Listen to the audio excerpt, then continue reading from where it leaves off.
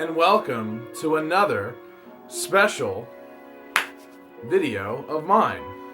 Once again, this is another Facebook Live video that I edited, cleaned up, and I'm doing an intro for. That's what this video that's happening right now. It's another one of those wacky intros. So hopefully all of you, my viewers and fans, have enjoyed what you've seen so far. Like I said before, please continue to comment, like, ask questions, talk about any kind of random topics that you want to. Like, for example, yak backs. Remember those? Leave a comment below the video. So, the big, video today is some awesome game pickups that I got out in Camp Hill, Pennsylvania. The name of the video game store was Play and Trade Video Games. And it was an excellent store, great selection, great people, very friendly, very nice. Super cool atmosphere. They had arcade games you could play there. Super fair prices. They had Atari games. So I was in love. Basically, this is just, like I said before, just to get you guys up to speed, let you know what you're going to be watching. One funny thing to look out for in the very beginning of the video, there was really no way to edit it or fix it, but I say Camp Hill, New Jersey, for some fucking random reason, probably because I'm drunk or just not thinking. But watch for that in the very, very beginning when I first introduced the game store. Very funny stuff. And I know I probably sound like I'm just beating a dead horse, but like this was a live video originally, so I know this one I interact with the crowd a lot. I talk to my camera a lot. I call out a lot of names of people and stuff. Got a lot of people watching this one. Got a lot of people interacting with this particular Facebook Live video, so it was a ton of fun, or at least I thought it was a ton of fun. And hopefully you guys find it a ton of fun too. So the games I got, I don't have. I mean, obviously you'll see them in the video, but I still have them, and they've obviously been a great addition to my collection. And if you guys have any comments or questions about any of the games I got, feel free to let me know. Otherwise, I'm all out of words. The video speaks for itself, so without further ado, guys, check out the video. And as always, thanks for watching.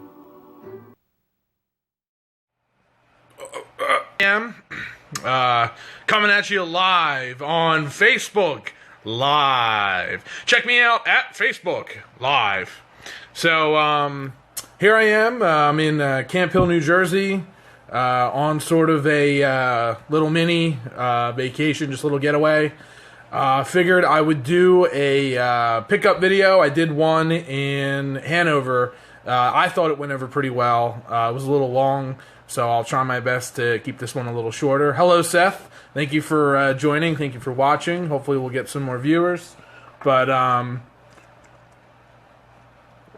so first up, just want to say, just got back from Play and Trade Video Game Store here in Camp Hill / there's another town. It's called like Camp Hill / something else. It's like there's all these little towns and all these little shopping centers. But it's a fantastic video game store. If you get a chance to come out to Camp Hill, Pennsylvania, it's called Play and Trade. Totally recommend to check it out. They got arcade machines, arcade cabinets, and then of course they got a bunch of video games. They got new stuff, old stuff. Obviously not interested in the new stuff. So I figured I would just do a quick rundown of the items that I found. Alright, so first up, I'm going to start with the sports. That's always exciting. Hello, Marty. Thank you for joining. I'm going to go ahead and thumb that up. So here, the first pickup of the day was the, boom, Blades of Steel for the Game Boy. The original Game Boy right there. Blades of Steel. Oh, I bet Chase is watching too. So is anybody working right now? So anyway, getting back to the games pickup. So I got Blades of Steel. Obviously, this is a very popular game on the Nintendo Entertainment System. Picked it up for the traveling, so I can play it on the go. Very great game. It doesn't really need explanation or introduction. If you haven't played it, you got to try it out. I'm not a huge sports guy as far as gaming goes, especially the older sports games from the 90s. A lot of them are really shitty. They made a lot of them. So I usually try to stay away from picking up any of those. But can't go wrong with some Blades of Steel, and got it for $1.99. So that is fantastic price. And once again, I love when video game stores put the price on the back, which makes it a lot easier to peel it off rather than putting it on the front, ruining the label. And believe it or not, a lot of fucking stores do that. So stores better not, shouldn't do that. It's fucking stupid. All right. Up next, I'm going to jump up to something a little bit more newer. Unfortunately, I was not able to acquire the case or the booklet, but I was able to pick up a Nintendo GameCube game called Intellivision Lives for the Nintendo GameCube system. This was released in 1999. The cool thing with this system is that they basically took almost the entire Intellivision library and put it on this little disc. There's over 60 games on this disc, which is obviously a huge... that's a huge lot of games to hold in my hand on one little disc. So it's pretty cool. They fit 60 games on this thin little thing. I don't know how they fit them all in there. But anyhow, the Intellivision was basically just another competitor system along with... Everybody knows Atari. Some people might have known the Magnavox Odyssey. Sears had a system out as well. Sears Video System. So there was a lot of different competitors out there. But the Intellivision was sort of a very sought-after system nowadays, and didn't really get the credit it deserved because it didn't really have the marketing power of the Atari. So to come across something like this... that was released. The official release date was 1999. The overall price was, boom, $2.50 right there. You can't go wrong. $2.50 for 60 games. You cannot beat that. Not now. Not in 2016. In 2016, if I were to buy 60 games, I'd have to take out a fucking loan. So that is quite the find right there. They did throw in a free Nintendo GameCube case for me, however. And the girl hooked me up. Originally, the game was going to be $5, but since it was missing the case or missing the sleeve and the mat and the manual, she basically did a $50 discount. So definitely recommend, like I said, play and trade. So we got 4 more games left. Let's get at it. Alright, so first up, I'll start with a game that a lot of people probably already know. It is... Let's see here. So here we have Defender for the Atari Video System. This is one of the original early startup titles. This was... to explain without showing it, but awesome pickup. Another $1.99 game. My rule of thumb is, if you're a game collector, or a collector of anything, if you see something for $1.99 or less, just fucking pick it up. It doesn't matter if it sucks, because it's becoming harder and harder and harder to find anything nowadays cheap. I'll walk into thrift stores and I'll see VHS tapes like $5 or more. I mean, that's insane, because obviously we're living in the digital age. DVDs are selling for $5, and they shouldn't even be $5.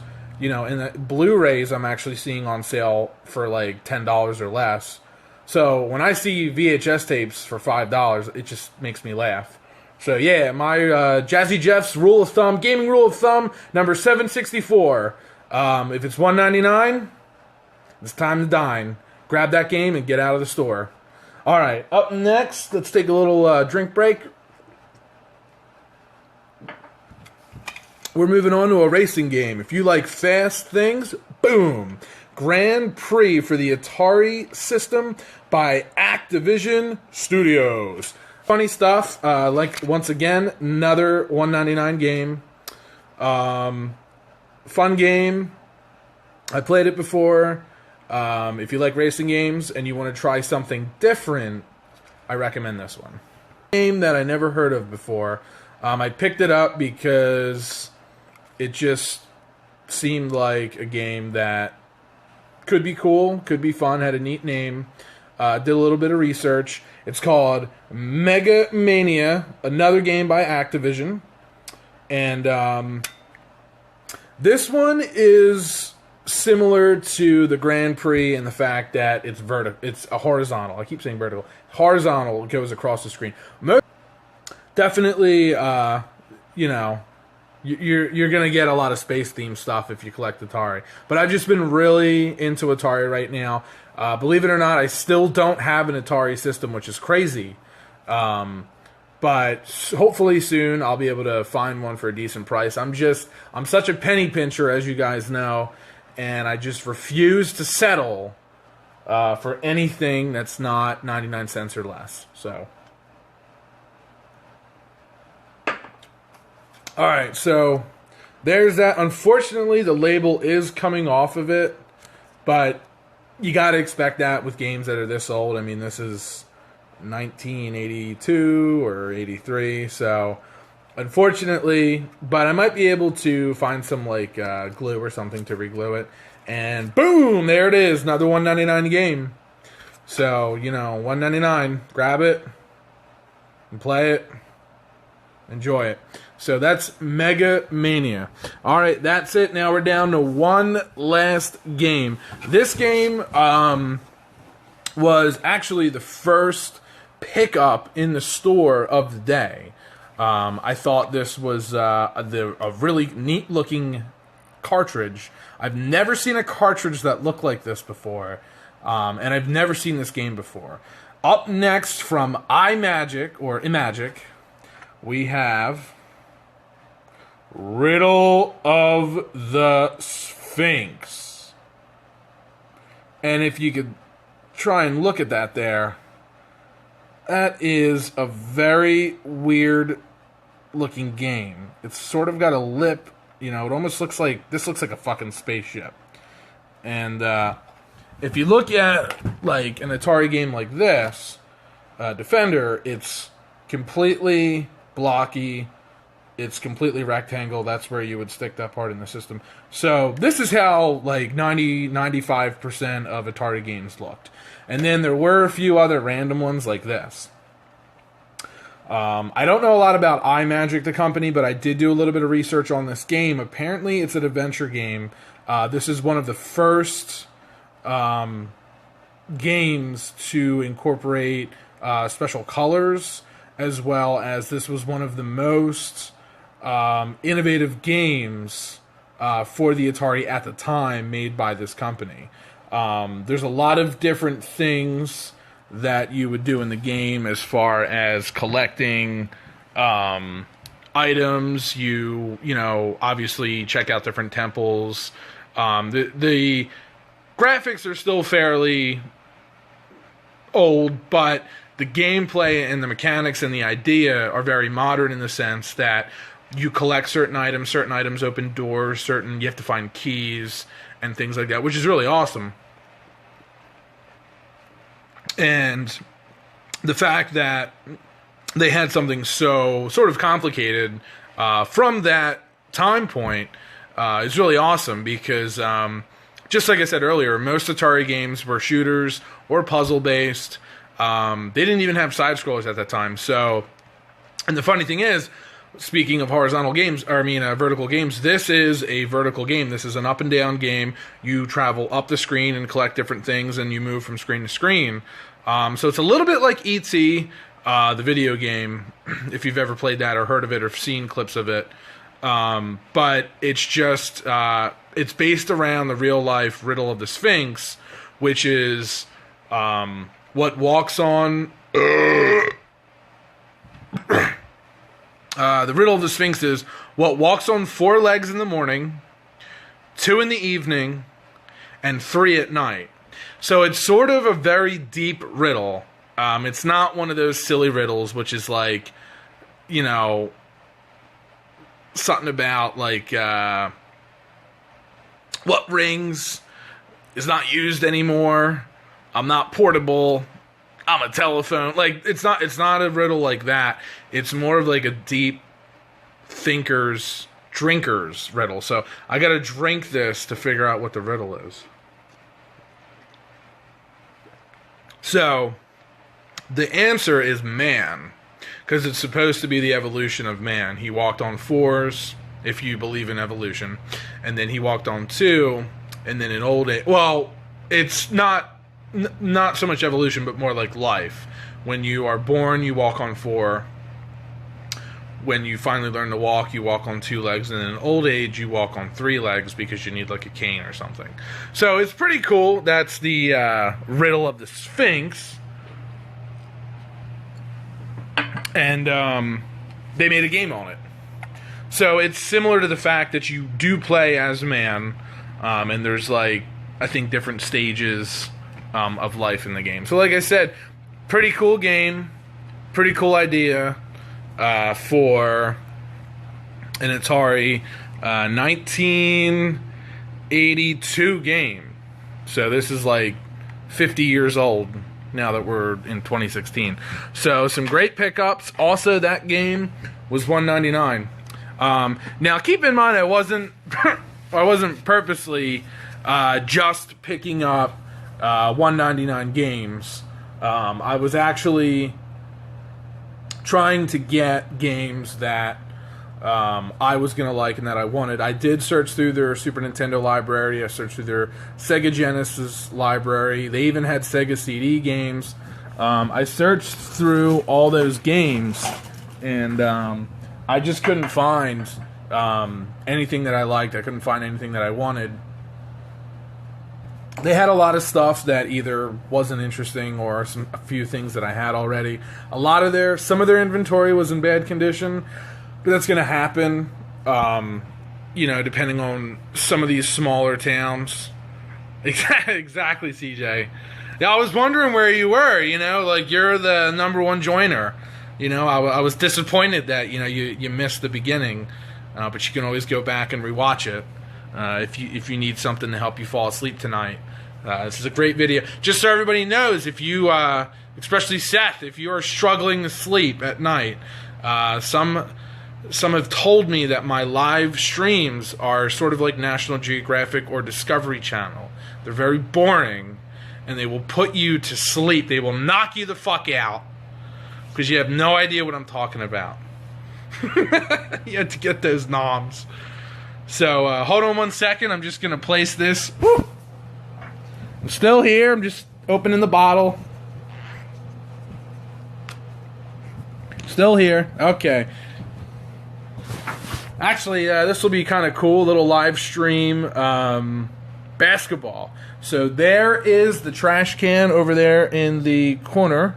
And I'm going to see if I can get this in there. So... Oh! I was way off. Well, sort of. Air ball.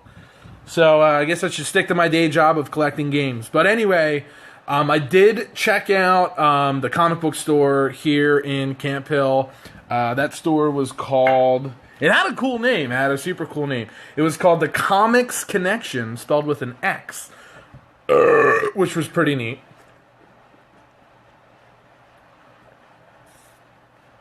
And unfortunately, they had a ton of stuff, but their price is stuff. Exactly. Owning it and swish. I'm loving it. Their prices fucking sucked ass. And their back issues, there wasn't really anything that was super interesting. Many of you know, I shop at various comic book stores. Back issues are usually old comics from the 60s, 70s, 80s, and 90s. When your back issue bin mostly contains comics from like 3 or 4 years ago, I wouldn't fucking consider that back issue. I would just consider that comics from 3 or 4 years ago that didn't fucking sell because they suck. So I love when stores are like, I have a back issue, and everything is like 2009, 2010, 2011. Those are fucking current. Those are only a couple years old. Back issues are like 1970s, 1940s. Like, that's fucking back issue. So it always like drives me nuts when people, I have back issue. And this fucking guy at the Comics Connection, he fucking had comic books. Excuse me, he had 50 cents comic books, 75-cent comic books that were priced. Like, those comics are worth, like, you know, a couple cents, whatever. He had those priced at like $5, $6, $7. And I was like, are you fucking serious? Like, comic books that I bought at the dollar store when they were brand new in 1999 for a fucking dollar. And he's selling them for like $7. Like, I'm sorry, but a comic book from 1999 is not $7 fucking dollars. It's not worth any money. It's probably worth like 3 cents. If it was worth anything. It probably went down in value. So I left the store. Unfortunately, didn't find anything good. But it was a cool store. They had some neat stuff there, but didn't really care. So anyway, those were the that was really all I could find to check out in the town. I did not have time to check out the thrift stores, which was a little sad. But hopefully soon I'll get a chance to check out some more thrift stores at another Pennsylvania town. This is Jazzy Jeff traveling, I can't even speak correctly, traveling across the Pennsylvania state. I'm coming up to the 25-minute mark here. This is quite a long video, so I think I'm going to end it soon. Thank you, everyone, for watching. Thank you, Seth. Thank you, CJ. Thank you, Libby. And any of the other viewers that joined in. As always, thanks for supporting. Feel free to share to your friends, family, and even your elderly. They might like me. Some old people like me because I like old stuff. And hopefully we do good for the rest of the day at Verizon.